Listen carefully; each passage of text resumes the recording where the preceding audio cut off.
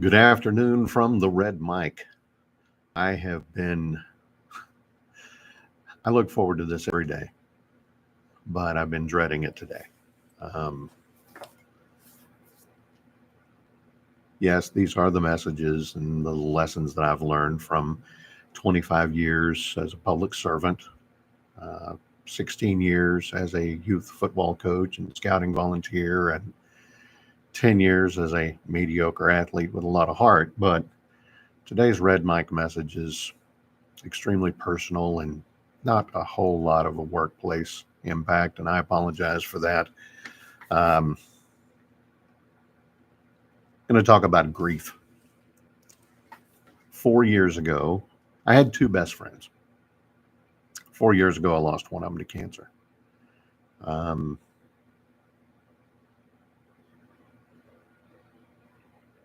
Reader's Digest used to have this thing about the most unforgettable people, that you'd meet. Um, Scott Madsen, aka Scooter, he was one of those people. Um, didn't matter where you were, instantly he was the guy that people were paying attention to in the room. And with the exception of my best man, who was also godfather for my boys, Scooter was the best friend I've ever had in my life. Um, Fraternity brother, confidant. In his eulogy, I said that we were Spike and Chester. He was definitely Spike. I was Chester. um, but on other things, he was the Jefe and I was El Guapo. So go figure. Um, Grief. I read this once and I've found it to be fairly accurate. Grief is starts off as this huge ball in the box of your life, right? And as you move, that ball moves around in that box. And every time it hits the edge of the box, you feel that pain, that loss, that emptiness from the relationship that used to be there, and uh, the hunger for that relationship to be active again. Um, Over time, as you become hardened to it, that ball shrinks and it still hits the side of the wall. And when it hits the side of the wall, the pain is still as intense. I've teared up several times today, just thinking about different stuff. And damned if Facebook, I the algorithms are eerily accurate. All day long, I've been getting hit with messages. The reels from these are the three kind of friends that all men need, and these are the people in your life that you're going to miss the most. And just so I just stopped watching reels. Well, either that or oddly enough, the reels are women trying to bounce around. I'm just like, yes, I'm a man, but stop that.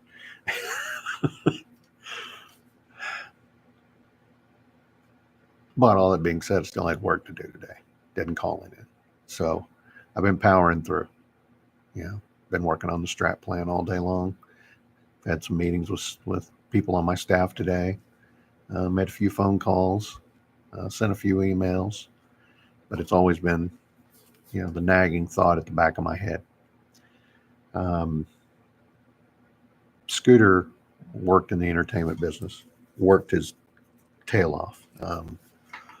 I begged him more than once to get a master's degree in psychology. I begged him more than once to come back to Texas. I said, dude, we'll find you a job making what you're making, and you'll be very comfortable here. You won't have to, put in 60, 70, 80 hours a week. Um, and some of the phone calls and emails, he would reach out to me and just say, oh, yeah, the boss today just ripped my lungs out for this, or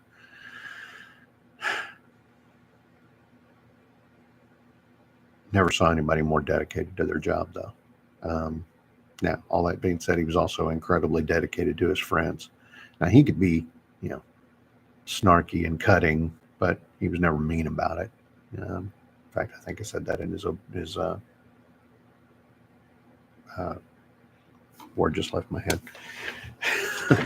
In his eulogy, there it is.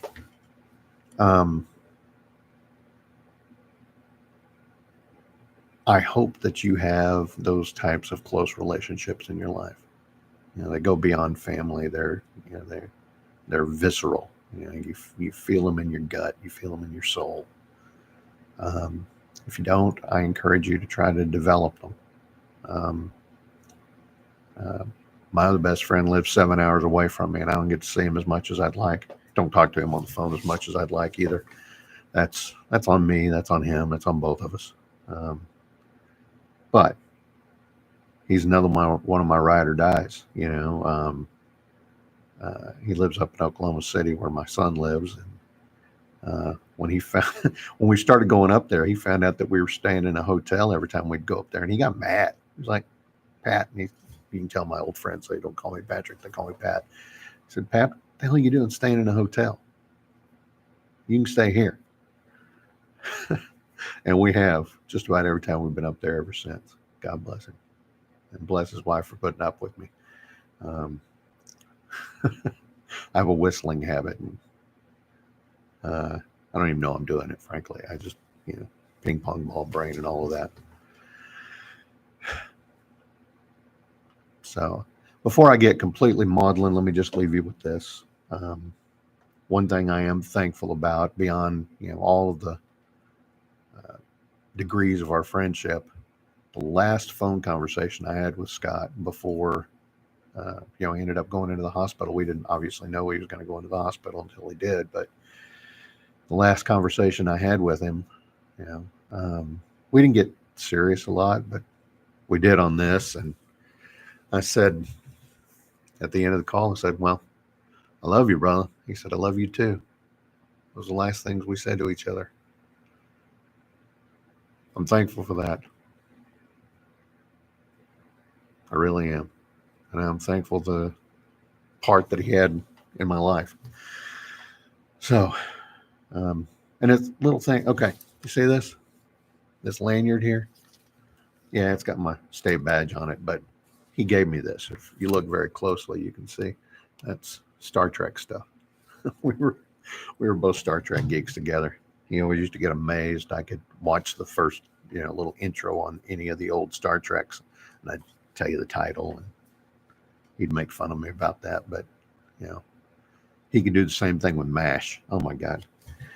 Encyclopedic memory for MASH episodes. So I'm going to raise a glass of good bourbon tonight from the glass. I bought him a bottle. He was incredibly hard to buy for. One year I bought him a bottle of bourbon, and he kept saying, "No, we're not going to crack it. Not going to crack it. We're going to open it when we got something to celebrate." We ended up not cracking it. So my last thought with you today on today's Red Mike message, and if you follow me on Facebook on my regular profile, you'll know this. Drink the bourbon. Don't save it. Squeeze every bit of life that you can out of it, and don't leave anything on the table for tomorrow, because tomorrow might not happen. And if you have friends or loved ones that you haven't spoken to a while and given them the thought, "Hey, you mean this to me," tell them. Don't miss the opportunity. And that's today's Red Mike message. I apologize. It was a little maudlin, a little sad, but I'll try to be more entertaining the rest of the week. I do these live every day at 2:30 Central.